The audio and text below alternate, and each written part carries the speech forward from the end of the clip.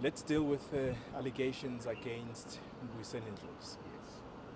The reason you standing in front of me as opposed to him Yes. is that the official word is that he's on leave. Yes. But there's also now an allegation emerging that he is accused of rape. Could this be the reason why he's been on such a very, very long leave? No.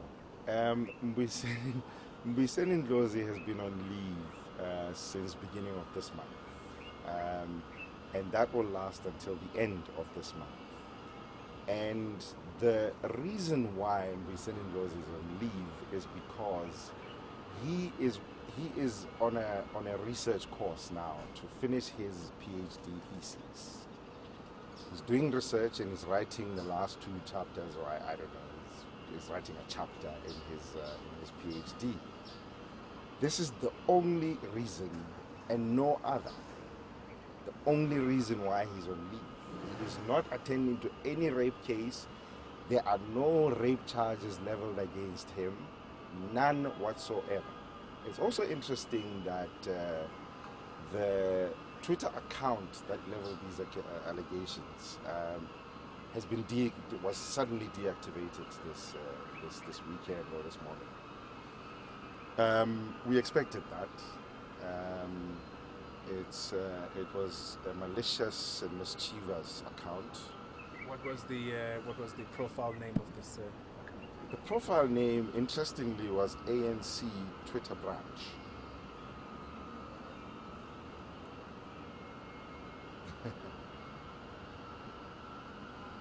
All right. So, in essence, then, none of these things that are being said about the EFF are true, or its leaders are true.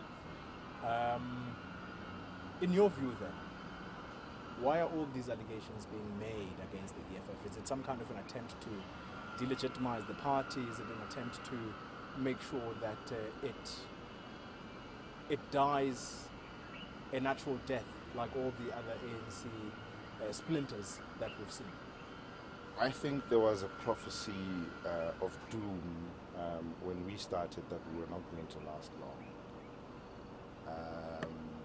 It has been disproven time and time again. And I think the last straw was a successful National People's Assembly that we held in Mangaung in December. That was the nail, the last nail in the coffin of these doomsayers. And I think this is now an indication of frustration from the enemy, the ones who expected us to fail.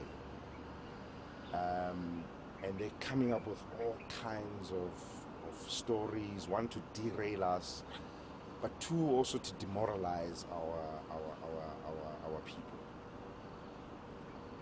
The membership of the EFF is resolute.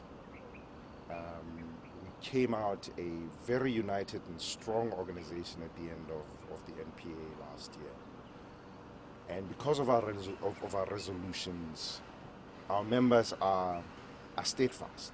They understand the mission going forward now for the next 5 years, and they will implement. I want to ask you this then, because it's quite interesting that you mentioned the National People's Parliament that took place last year, which was your elective Congress. Right. Is Mpora Makata still in good standing with the party? Is Mpora Makata the person who is the person that is behind these attempts, I guess, to try and see the EFF fail because he wasn't elected there? Let's start here first. Is Mpora Makata still in good standing with the party, and is he going back to Parliament? Fighter Mpora Makata is a member of Parliament representing the economic freedom fighters in that institution. That is the stand that we have taken.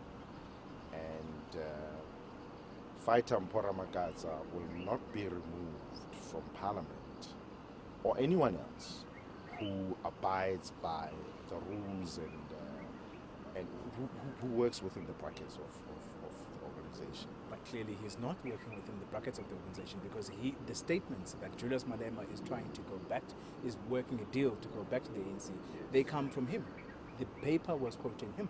Have you put this to him? What is he saying?